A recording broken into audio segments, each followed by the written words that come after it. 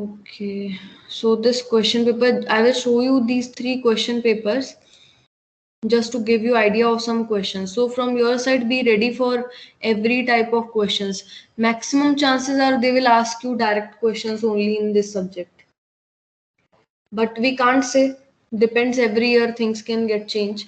And your this subject syllabus has been changed from previous year. So basically for you people, this subject is new only, because first unit is completely new. It was not earlier in your SPM. In BTech syllabus, I'm telling you. MTech syllabus is similar to your syllabus, SPPM. So that's why I have taken up these question papers just to show you some of the questions that you can prepare. Like, first one is distinguish between process and project. So process is related to the process of the organization, what organization is following, and project is related to the activities of the project that we are utilizing, requirement analysis, designing, implementation, coding, those things. So I'm just giving you an idea what things you have to prepare, and from which part you will get the answers. This is from your unit number 1. This question. Simple definition of both, and you can explain little bit about them. Then in detail they have asked about initial process, repeatable process, and managed process. These 3 are nothing but your maturity level processes, 3 levels of the organization: initial level, repeatable level, managed level. Initial level is the first level, repeatable level is the second level, and managed level is the fourth level. Third level is defined level. So initial process means things are very much immature when organization doesn't know how to proceed with the development of the projects. They don't know how to divide the teams, what resources are required, and again failures are happening with the projects. They are not able to produce the completely fully functional products. Repeatable process is little better than initial process when organization is getting little mature as compared to initial one. And in this one, at least the budget of the project, time of the project, contract of the project is being awarded, these things are clear. So at this point of time, with their failures they are learning. Those kind of organizations, they follow repeatable process. Managed process is the one where things are very much under control, where things are very much clear, that how to proceed with the development of the software projects. Like your process is clear, process of the organization is clear, resources are clear, budget is clear, time is clear, team members, you are hiring those people who are able to produce some good results. So those kind of organizations are managed level organizations or managed processes. So in this way you have to remember, and in this context only you have to prepare things. Don't miss out the main points. If your answer is starting with the correct thing, correct opinion about the topic, then definitely the reader, the examiner will have an impact of it, that yes, the student knows what the topic exactly is. Then next is about process reference models. What are process reference models? This question is from your unit number 1. Process reference models are your CMM models, CMM, IP, CMM, TSP, PSP. They all are your process reference models. Any two of them you can explain. CMM, CMMI, you can take on a safe side. Easy ones, all time. They can ask also difference between CMM, CMMI, or CMMIP, CMM, in that way. So any two reference models which you are comfortable with, from them you can take up. So this is from your unit number 1. This question, requirement driven functional decomposition. This question has taken up from your waterfall model in practice. In your when we were discussing in PPT, I have told you in your BTech question paper, also previously 2016 question paper, they asked from that portion 2-3 questions separately, like late design breakage was there, adversarial stakeholder relationship was there, They all are nothing but the symptoms are being produced when projects are following conventional approach of the software management. Okay, so from one of them, one is requirement driven functional decomposition. So this one is basically about कि software development process should be requirement driven. Attempt should be made for providing precise requirement definition and then to implement exactly those requirements. And the complete project should be decomposed functionally. That means it corresponds to the various functional relationship, how the complex business function was developed. Overall functionality is developed and interaction between different components to understand their functionality is being developed. So large or complex functionalities are more easily understood when broken down into pieces using your functional decomposition. So this approach depends on specifying requirements completely and clearly before other development activities begin. So that is the main concept of this requirement driven functional decomposition. So this question has been taken up from unit number 2. Unit number 2, waterfall model in practice. Explain the risk profile of conventional software project across its life cycle. So that is about your risk profile, means it is again a part of this waterfall model in practice. Late risk resolution, it is also one of the part of this waterfall model in practice, one of the other point. So these two topics, requirement driven functional decomposition, risk profile of conventional software project, both are part of waterfall model in practice. So in this one, we have to discuss ki if we are resolving the risk on the later stages of the life cycle, then what happens? Obviously, it is not good. Okay. So in that context, we have to prepare this question. Next one is, and yes, one more thing. Suyash, you messaged me for your DM notes. I told to sir he will share with you people on Monday. Okay. Okay, ma'am. Hmm. Okay, ma'am. Okay. Thank you so much.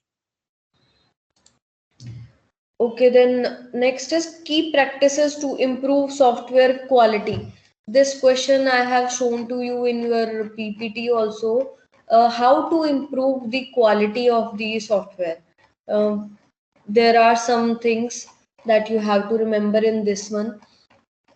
Quality of the software means each and every stage of the development of the software comprises of some parameters utilizing which we have to see how to maintain the quality and how to have a control over the quality of the software, like by measuring it time to time, by understanding the flaws time to time. These become some of the things to understand the quality and how to improve the quality.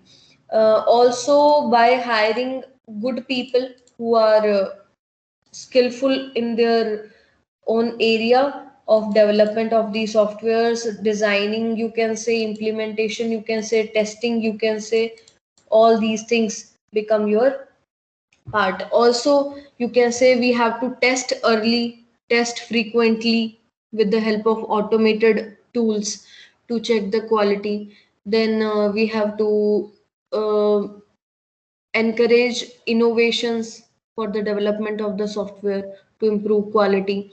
Communication between people of the team members and the organizations also is one of the reason to maintain the quality of the software.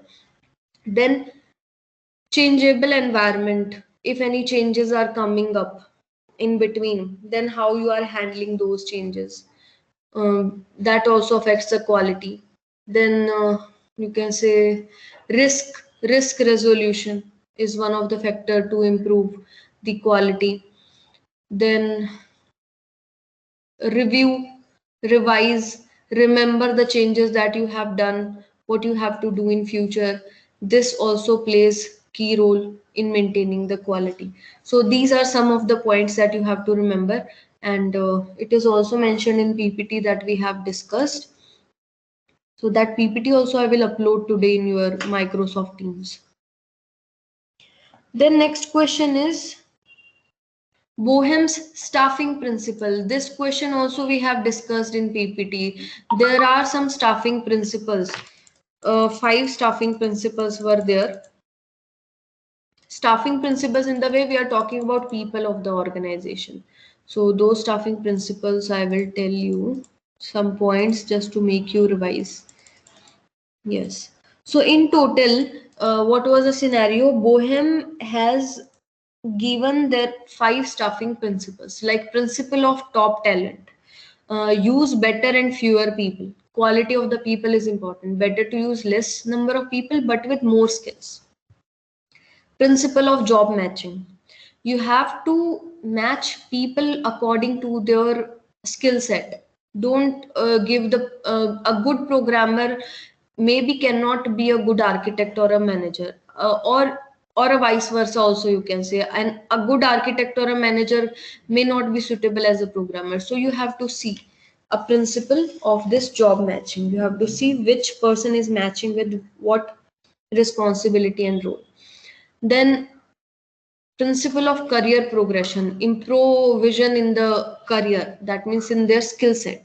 So people of the organization has to self actualize what they need, what kind of training programs they need to improve themselves, so that organization can help them. Okay. Team balance. People who will complement each other, and they maintain the balance with each other. That kind of balance should be maintained between the team members. That is principle of team balance. Then principle of phase out. Find out the person who are misfit in the team. A person, everyone is not suitable for every position, so you have to check that whether the person is really required in the team or not. If person is misfit, then better to remove that person from the team, because the misfit demotivates other team members also.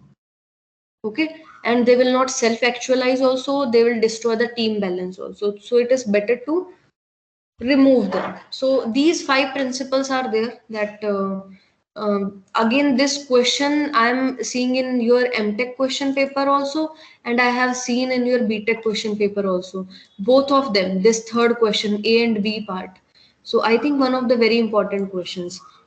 Also another, as per my observation, I have seen these questions also 2-3 times in your BTech question paper. This portion, 3 questions they have asked from waterfall model in practice. Most important question, I think, waterfall model in practice. Don't miss that one. Then prepare these 2 direct questions, they can ask you directly these 2. Then what is meant by elaboration phase? Primary objectives and essential activities of elaboration phase. This question also we have done. Elaboration phase, the main objective of the elaboration phase is to give the baseline architecture of the system, to give the complete demonstrable representation of the design of the project. Okay. So that is the main purpose of the elaboration phase, and some objectives of the elaboration phase includes your, like, to ensure the architecture requirement and plans, they are stable enough and they are matching with each other. On the basis of planned requirements only we have to design our architecture, and on the basis of the architecture only we have to do implementation.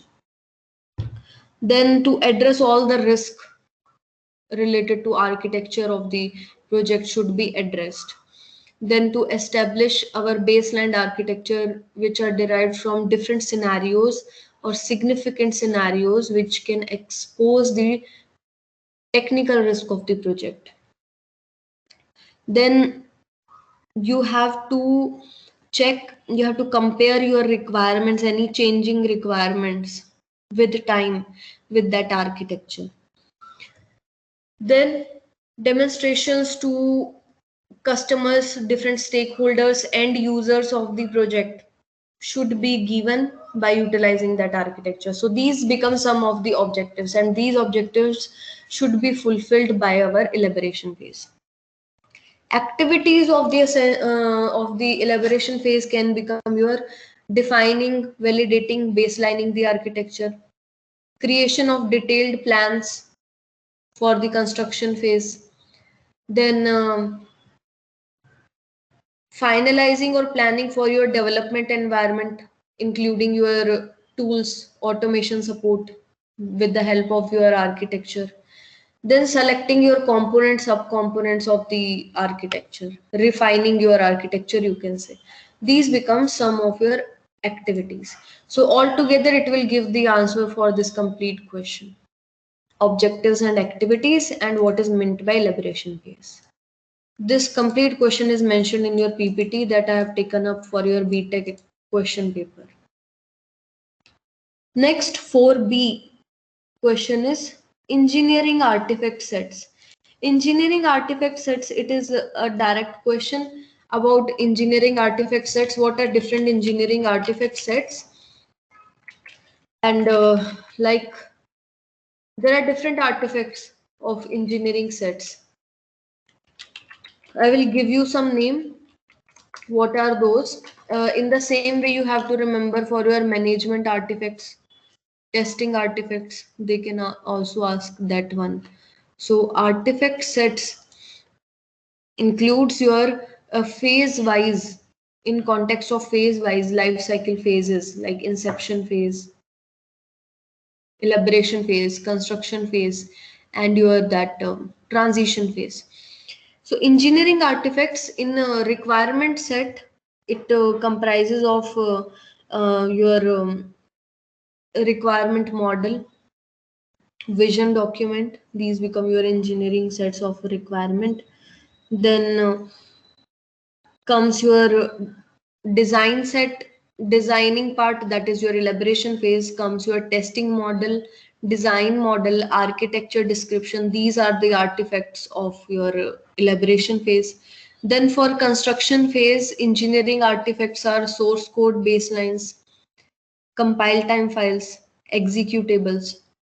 Then for your transition phase, your engineering artifacts are becomes your user manuals, runtime files, executables, integrated project executables, final executables, you can say. So these are some of the artifacts which are which comes under engineering artifact.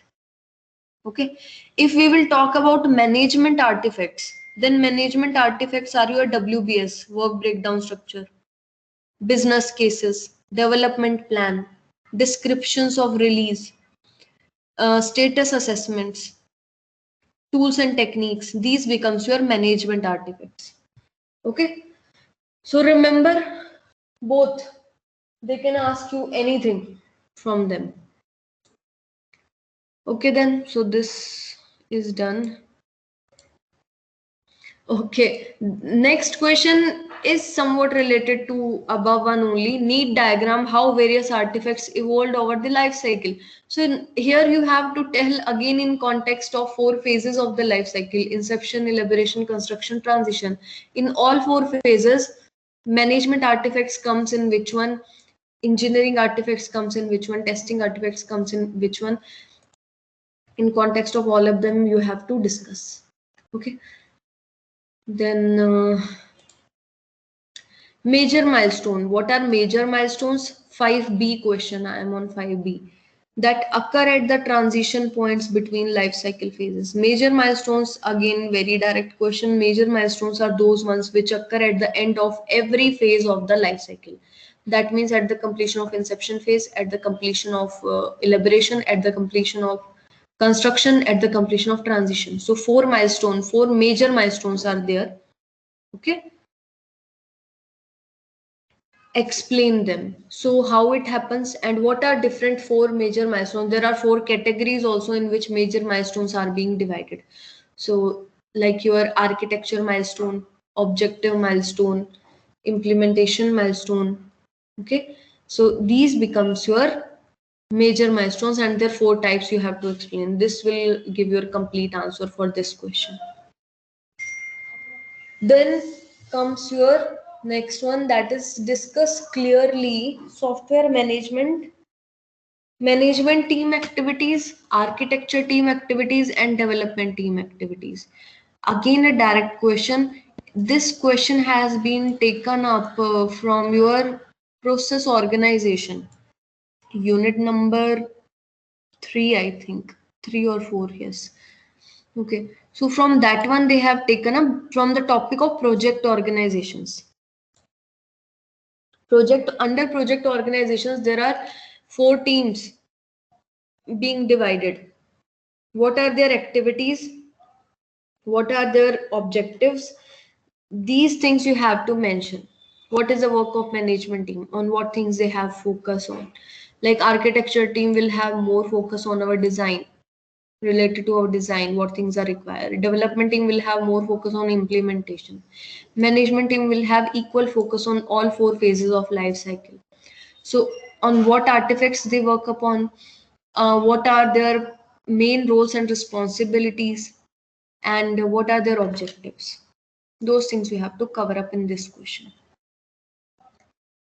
Then seventh one, typical minor milestones in life cycle. Again, a direct question. In upper one, they have asked about major milestone. Here they are asking about minor milestones. So minor milestones are the ones which happen at the completion of every iteration. Major milestones were happening at the completion of each phase of the life cycle. They will happen at the completion of iteration. Like one phase can have 2 or 3 iterations. So at every completion of iteration, there will be one minor milestone. So in that context, you have to explain. So I'm just giving you the brief idea. Again, a direct question. 7B, explain pragmatic software metrics. Pragmatic software metrics is a very direct question they have asked. Pragmatic means in real time scenario, how good metrics are required. So basically here you have to discuss about what do we say, some characteristics of a good metric that will come up in this question, pragmatic software metrics. Okay, this is a part of your unit number 4, pragmatic software metrics. I think last topic of unit number 4 is pragmatic software metrics only. I will see in your syllabus. Yeah, second last topic of unit number 4 is pragmatic software metric. Then 8 question direct questions are there. Short note on next generation software economics, unit number 5. From unit number 5, this is your second last topic of unit number 5. Direct question, modern process transitions. Direct question, last topic of unit number 5. Process automation. Process automation is being taken up from, I think, unit number 3.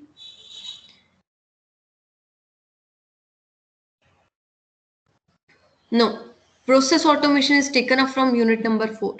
So it is about how to automate the complete process of the organization. So these are the direct questions on which you have to write down the brief notes. So I'm not going to repeat these ones. We have already taken it up, I think, 2 or 3 times. Okay. So till now from this question paper was of MTech, just to give you the idea. Don't take it like in BTech exactly same thing will happen. But yes, some questions are repeatedly being asked in your BTech question paper, in MTech question paper also. So you will have some idea which are the topics which you have to prepare for sure. Okay, where you can get some, like, definitely some marks you will get for sure. A good marks you can achieve by preparing those topics. So till now, if you are having any doubts, please let me know. Then I will show you one more question paper that I will just show you. We will just go through it from above and we will see it. Anyone?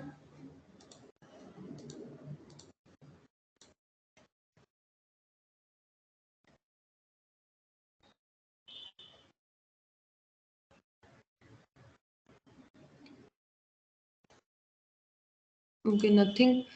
Okay, then 3 students. Let me download your attendance.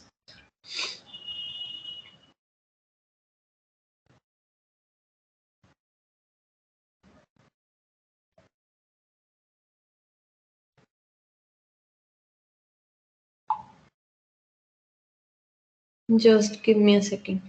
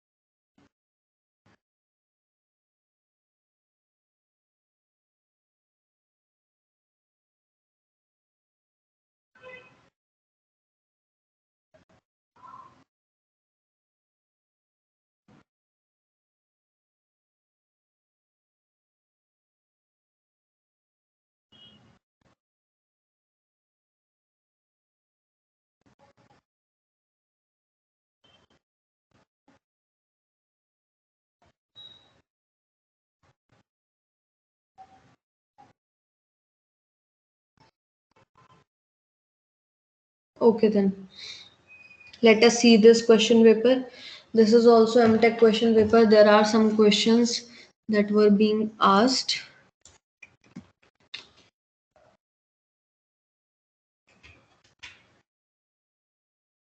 Like first one is principles of software process change.